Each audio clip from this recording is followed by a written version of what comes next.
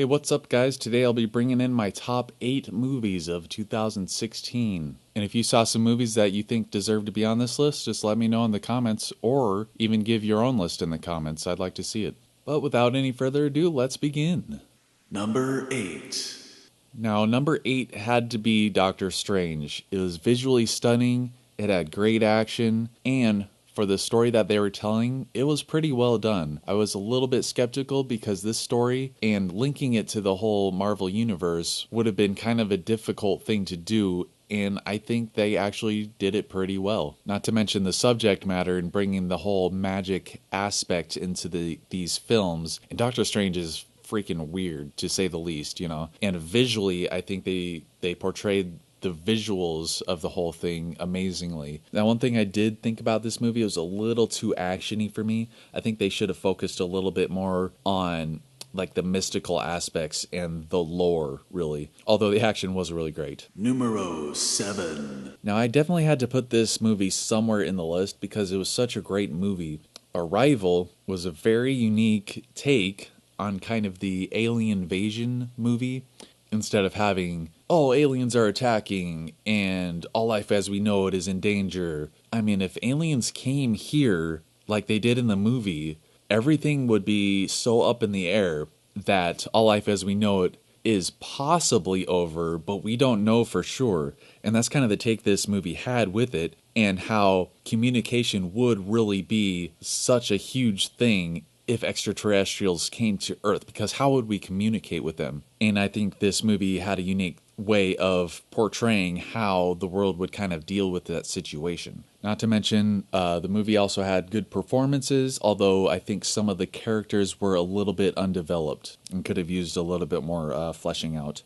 And the effects, for the most part, were really great visually. The visuals of the movie were great. Some of the CGI kind of looked a little bit wonky to me, but that's not like a really big deal at all. Number Roku. My number 6 is Kubo and the Two Strings. Great animation, unique, very imaginative. Awesome music. I really enjoyed the music in this movie. The voice acting was great. The animation was amazing. I thought the animation was completely, like, my mind was blown by this animation. But I think the best things about this movie is how unique it is and how it's kind of like a hero's journey in a way, which kind of opened up this really cool lore in this fantasy like world. And it was really, really well done. Number 5. Number 5's got to be Zootopia.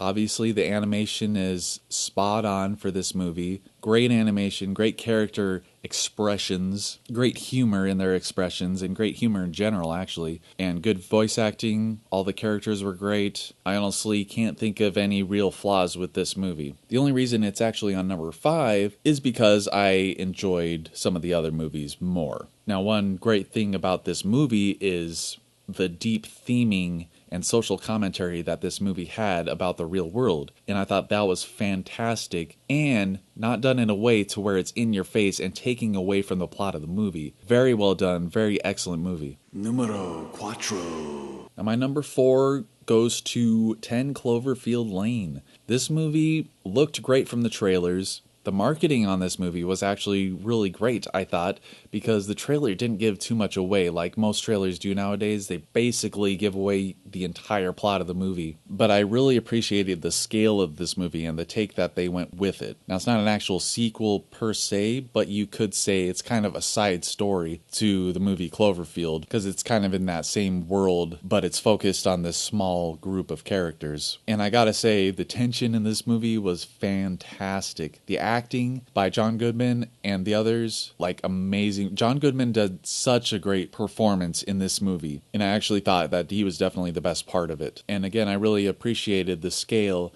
and the take they kind of went with this movie. Numero 5. My number 3 is going to go to Rogue One because of how much I enjoyed it.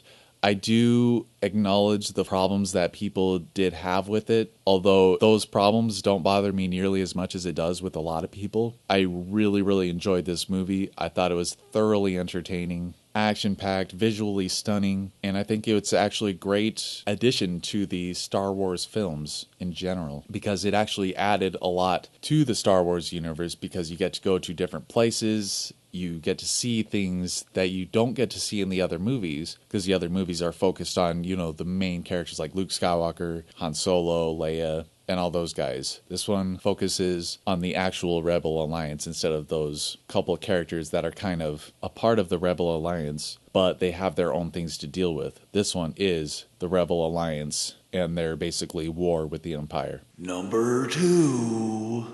Finally, Deadpool. This movie has great action, great storytelling. It's kind of a simple story to tell, but it was done in an entertaining way.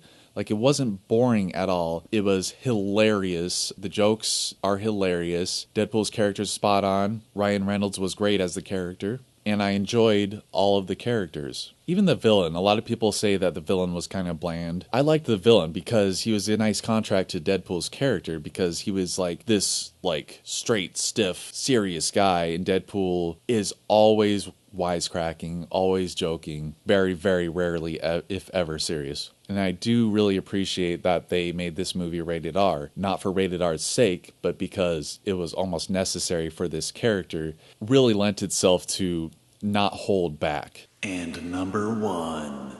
Now, my number 1, if you haven't guessed it by now, is Captain America Civil War. This movie was great looking. The action was amazing. I loved the action in this. I loved how they portrayed Captain America's strength in this movie. And for having so many heroes in one film, it was great in how they gave everyone a chance to shine in a cohesive manner. Even with Spider-Man, his character was kind of shoved in there a little bit, but it didn't seem like it took away from the film, really, but it was done in a way that it didn't really take from the main plot, because it was almost a part of the plot with Iron Man, trying to recruit this small group to try to stop Captain America.